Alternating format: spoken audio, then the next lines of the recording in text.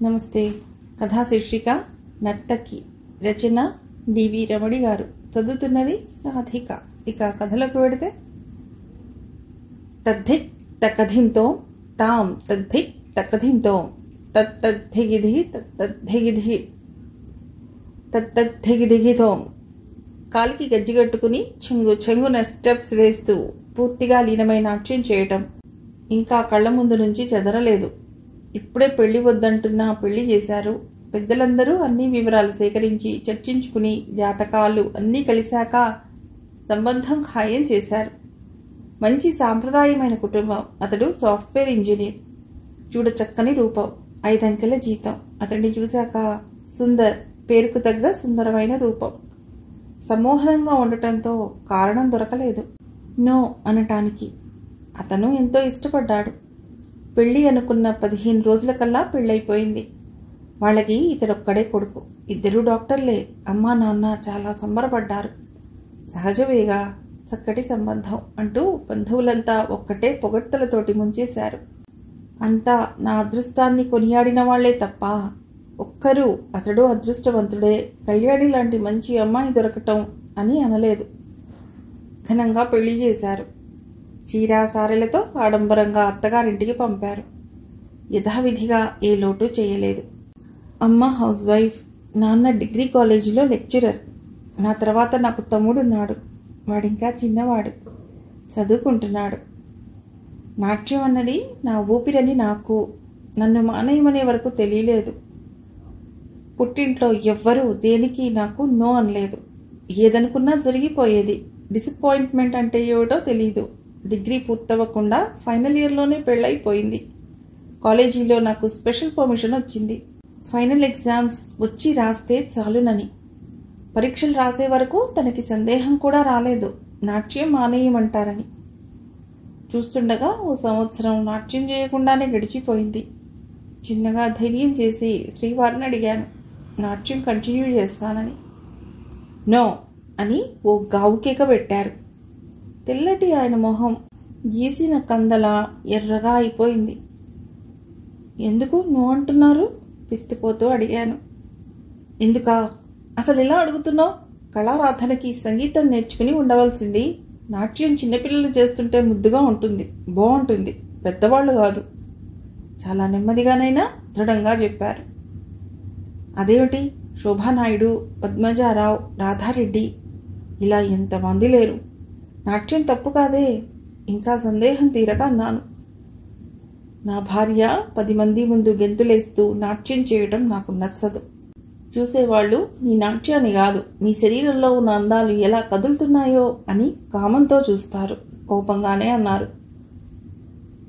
అది చూసేవాళ్ల దృష్టిలోపం తప్ప నాట్యంది కాదు. పట్టుబదలని విక్రమార్కుడిలా అన్నాను. ఇన్ని మాటలు అనవసరం, నాకిష్టం లేదు, అంతే. ఇక ఆ విషయం వదిలే. ఇంకెప్పుడు ఈ ప్రస్తావన దేవద్దు, ఖచ్చితంగా చెప్పారు. పెళ్ళయ్యాక మొదటిసారిగా నాకు కళ్ళల్లో నీళ్లు తిరిగాయి. గుండె గొంతులోకి వచ్చినట్లయింది. చప్పున లోపలికి గదిలోకి వెళ్ళిపోయాను.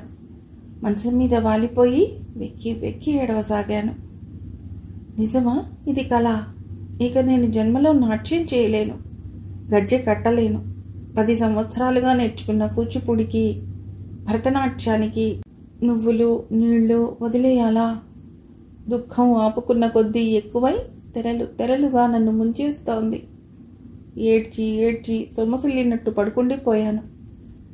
డిగ్రీ మొదటి సంవత్సరం ఆల్ ఇండియా టూర్ వెళ్లాలని మా మాస్టర్ గారు రమ్మంటే ఇంకా పర్మిషన్ రాలేదని తనే వెళ్ళలేదు. ఇంకా యుఎస్ వెళ్ళలేదు. అవకాశాలు వచ్చినా పరిపూర్ణత కోసం వదులుకుంది. అలాంటిది పూర్తిగా నాట్యాన్నే వదిలేయాలి అని తలుచుకుంటేనే గుండె కోతగా ఉంది. ఆమె వంట చేసి వెళ్ళిపోయింది. పనివాళ్లు పనులైపోయి వెళ్ళిపోయారు. నా పని దగ్గరుండి వారిచే పనులు చేయించడమే. 10 గంటలకల్లా ఇల్లు ఖాళీ అయిపోయింది. ఒక్కదాన్నే లంకంత ఇల్లు. అన్ని గదులు రోజూ డస్టింగ్ చేయించాలి, పెరడు శుభ్రం చేయించాలి. ఇల్లంతా డెటాల్ నీళ్లతో మాత్రమే తుడిపించాలి. నెలకి పెద్ద డెటాల్ బాటిల్స్ 3 కావాలి. ఏ గదిలోకి వెళ్ళినా హాస్పిటల్ ఫీలింగ్ మొదట్లో ఎక్కువగానే ఉండేది. మధ్యాహ్నం కేసులేం లేకపోతే అత్తయ్య వస్తారు. మావయ్య సాయంత్రం క్లబ్కి వెళ్ళి టెన్నిస్ ఆడుకుని వస్తారు. ఇక సుందర్ ఆఫీస్ పని ఇంటికి తెచ్చుకుని ల్యాప్టాప్ ఒళ్ళో పెట్టుకుని చెవులకి హెడ్ ఫోన్స్ పెట్టుకుని పాటలు వింటూ పని చేసుకుంటూ ఉంటారు. ఇంకా నాకు పని లేదు, ఖాళీ లేదు. ఎలా? నా సమస్య అసలు సమస్యగా ఎవరికీ అనిపించటం లేదు. నా దౌర్భాగ్యం. ఇందులోంచి ఎలా బయటపడటం? పనివాళ్ళు వెళ్ళిపోయాక తలుపేసి లోపలికి నా గదిలోకి వచ్చి మంచం మీద కూర్చుని ఆలోచిస్తున్నాను. ఎలా? ఈ సమస్యకి పరిష్కారం ఏమిటన్నట్లు. ఏం చేయాలి? ఎవరిని సలహా అడగాలి? అమ్మ నాన్న విని చేతులెత్తేశారు. నీ లైఫ్ నీ ఇష్టం అంటూ. కాలింగ్ బెల్ విని తలుపు తీశాను. అత్తయ్యతో ఇంకెవరూ కూడా ఉన్నారు. లోపలికి ఆహ్వానించి పక్కకి తప్పుకున్నాను. వాళ్ళేదో కేసు గురించి మాట్లాడుకుంటూ వస్తున్నారు. నన్ను చూస్తూ ఆమె, నువ్వు కళ్యాణివి కదూ అని అడిగారు. అవునన్నాను. భారతి గారు, ఈ అమ్మాయా మీ కోడలు? పెళ్లికి రాని కారణంగా నాకు తెలియలేదు. ఎంత బాగా నాట్యం చేస్తుందో, అలా కళ్ళప్పగించి చూడబుద్ధేస్తుంది. ఇంత మంచి కళాకారిణి మీ ఇంటికి కోడలుగా రావటం మీ అదృష్టం సుమా. మా అత్తగారు చిరునవ్వుతో నన్ను చూస్తున్నారు. ఆమె వండించి చెప్తున్నారు. నన్ను ఎక్కడ చూసింది? అత్తగారు చాలా మితభాషి. అంతగా కూర్చుని కబుర్లు చెప్పటం అస్సలు చూడలేదు. డైనింగ్ టేబుల్ దగ్గర ఒకటి ఎరా తప్ప అంత మాటలు ఉండవు. దీనికి పూర్తిగా విరుద్ధంగా మా పుట్టింట్లో బాబయ్యలు, నాన్న, అమ్మ సరదాగా కబుర్లన్నీ భోజనాల సమయంలోనే చెప్పుకుంటారు. మొదట్లో వీళ్ల తరహానే అంత అని తెలియక మదన పడేదాన్ని. ఏదో మిస్ అవుతున్న ఫీలింగ్, అదేమిటో అర్థం కాలేదు. నేను నిశ్శబ్దాన్ని భరించలేను. అల్లరి చేస్తూ కిందికి దూకే జలపాతంలా సెలయేరు లాంటి నాకు ఈ నీరస నిశ్శబ్దం భయం కలిగించేది. క్రమంగా నేను మాటలు మర్చిపోయాను. సినిమాకి వెళదామా అని అడిగితే 3 గంటలు కూర్చోవటం బోర్ అనేవారు. ఫ్రెండ్స్ ఇళ్ళకి రాకపోకలు, గెట్ టుగెదర్లు కూడా అంతంత మాత్రమే. ఏమిటి అని అడిగితే స్టైల్గా I am not a socialite అన్నారు. పాత ఫ్రెండ్స్ అరుదు. లెక్కగా కొన్ని మాటలే మాట్లాడే వాళ్ళకి ఫ్రెండ్స్ అవ్వటం కష్టం. ఇలా ఉంది నా పరిస్థితి అయోమయంగా. ఇంకా ఆ రోజు పనులు కాలేదు. కాలింగ్ బెల్ మోగింది. ఈ టైంలో ఎవరబ్బా అనుకుంటూ తలుపు తీశాను. అత్తయ్య గారు. ఏమిటండి త్వరగా వచ్చేశారు? ఒంట్లో బాగుండటం లేదా అని అడిగాను. తల తిప్పుతూ, కళ్యాణి, ఓ కప్పు స్ట్రాంగ్ కాఫీ పంపించు. నువ్వురా, నీతో మాట్లాడాలి అన్నారు ఆమె. కాఫీ పంపించి ఓ అరగంట పోయాక అత్తయ్య గదిలోకి వెళ్ళి, ఎందుకు అత్తయ్య రమ్మన్నారు వినయంగా అడిగాను. కూర్చో అన్నారు. నా వైపు అలా చూస్తూ ఉన్నారు. నేనేమీ అనకుండా తలంచుకుని బుద్ధిగా కూర్చున్నాను. కళ్యాణి, ఆర్ యూ హ్యాపీ అని అడిగారు. నిజానికి ఈ ప్రశ్న ఎప్పుడో అడగవలసింది. జవాబేం చెప్పాలో నాకు తోచలేదు. తలూపాను. సగం ఎస్ అని, సగం నో అని అనే అర్థం స్ఫురించేలా. ఇన్నాళ్ళు నిన్నేమీ అడగలేదు, కానీ గమనించాను. మునుపటి ఉత్సాహం లేదు. ఎందుకని? నిశితంగా గమనిస్తూ అన్నారామె. చల్లగాలికి వర్షించే మేఘంలా ఆ కాస్త చల్లటి మాటకి కళ్ళనీళ్లు దూక్కుంటూ కురవటం మొదలెట్టాయి. ఆమె లేచి నా వద్దకొచ్చి కళ్ళు తుడిచి, ఏడవకమ్మా, మీ కాలేజీ ప్రిన్సిపల్ క్లినిక్ వచ్చారు. నీ గురించి చెప్పారు. మీ కాలేజ్లోనే డాన్స్ నేర్పిస్తావా అని అడిగి జాబ్ ఆఫర్ చేశారు అన్నారు. ఆ క్షణంలో ఆమె నా కంటికి వరాలు ఇచ్చే దేవతలా కనిపించింది. ఆమెను చుట్టేసి వెక్కి వెక్కి ఏడ్చాను. ఐఎమ్ సారీ కళ్యాణి, నా కేసులో నేను బిజీగా ఉండిపోయాను. మీ విషయం మీరు చూసుకుంటారులే అని వదిలేశాను అన్నారు తల నిమురుతూ. ఆయనకిష్టం లేదుట డాన్స్ చేయటం, ప్రోగ్రాంలు ఇవ్వటం లాంటివి. చాలా గట్టిగా చెప్పారు అన్నాను వెక్కిళ్ల మధ్య. ఏడ్చాడు వాడి బోంద, నే మాట్లాడతా, వాడేమనడు అన్నారు ఓదార్పుగా.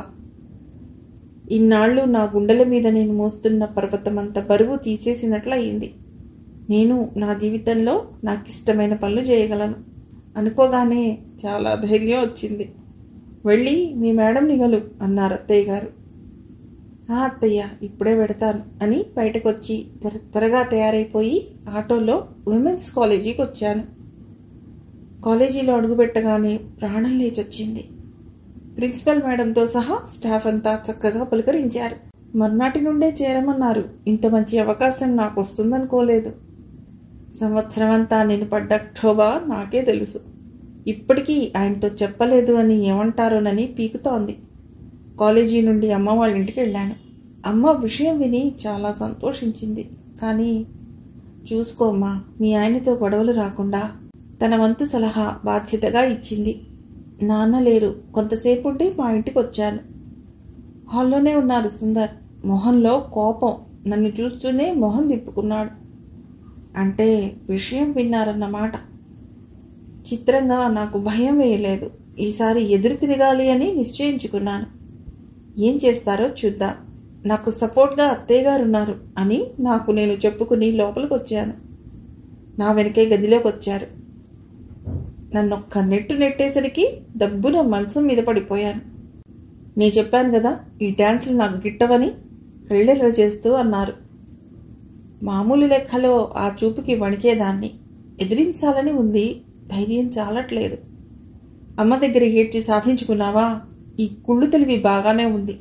అమ్మను ఎదిరించలేనని నీ ధైర్యం అన్నారు. అయినా మీకు తీరికెక్కడుంది నా విషయాలు గమనించేందుకు? మీరంతా తెలివైన వాళ్ళు. నేను ఆఫ్టర్ ఆల్ ఓ గ్రాడ్యుయేట్ని. ఏ డాక్టర్నో ఇంజనీర్నో మీకు తగ్గ అమ్మాయిని చూసుకుని ఉండవలసింది. ఏది షేర్ చేసుకోరు, ఏ విషయాలు నాకు చెప్పరు. నేను పనివాళ్ళని చూసుకుందుకు, ఇల్లు కనిపెట్టి ఉండటానికే. అంతకు మించి నా స్థానం ఏమిటో చెప్పగలరా? రోషంగా అన్నాను. నా వైపు చూసే చూపులో తిరస్కారంతో. మీ ఫ్రెండ్స్ మీరు అంతా నవ్వుతూ మాట్లాడతారే, ఏ నాకుండదా? నన్ను కలుపుకుంటారా? ఓ నవ్వు ఉండదు, ఓ సరదా ఉండదు, ఓ ముచ్చట ఉండదు. ఓ బొమ్మలా, ఇంట్లో వస్తువులా నా అస్తిత్వాన్నే మర్చిపోయాను. అయితే ఏమంటావు? ఆయనలో కోపమే. అనేందుకేముంది? 10 ఏళ్ళు దీక్షగా ఓ తపస్సులా నేర్చుకున్న నాట్యాన్ని వదిలేయలేను. మీకు నచ్చకపోతే ప్రోగ్రాంలకి రాకండి, చూడకండి. నేను వెళ్ళి ఉద్యోగంలో చేరతాను, ప్రోగ్రాంలు ఇస్తాను. నేను ఒక నర్తకిని అని చెప్పుకోవడం నాకు గర్వం. అది తప్పు కాదని మీకు అనిపించిన రోజున నాతో మాట్లాడండి, లేకపోతే ఇలాగే ఉండండి. ఏ నీకంత కష్టంగా ఉందా ఇక్కడ? మామూలుగానే అడిగాడు. కష్టంగా లేదు, ఆ లెక్కన సుఖంగానూ లేదు. ఎప్పుడైనా కొన్ని గంటలు కబుర్లు చెప్పుకుంటే, అది మానేస్తే మిస్డ్ ఫీలింగ్ ఎలా ఉంటుందో తెలుస్తుంది. ఒకరినొకరు విడిచిపెట్టకుండా అన్యోన్యంగా ఉంటే ఉండలేని స్థితి ఎలా ఉంటుందో తెలుస్తుంది. అవేవీ లేవు. సో కొత్తగా మిస్ అయి ఫీల్ అయ్యేదే లేదు. ఈ స్టూపిడిటీ నుండి నాకు కొంత మార్పు. నాట్యంలో సేద తీర్చే ఆనందం ఉంది అన్నాను. నేనేనా ఇన్ని మాటలు అనగలిగింది అని ఆశ్చర్యపోతూ టేబుల్ పైన బుక్స్ నేల మీదికి విసిరేసి విస నడుచుకుంటూ గదిలోంచి వెళ్ళిపోయారు. నాకు చెప్పలేనంత ఆనందంగా ఉంది. నా లోపలి నేను నా నర్తకిని బ్రతికించుకోగలిగినందుకు. ఆ అవకాశం నాకు ఇచ్చిన అత్తయ్య గారికి, మా ప్రిన్సిపల్ మేడంకి మనసారా కృతజ్ఞతలు చెప్పుకుంటున్నాను. కథ సమాప్తం.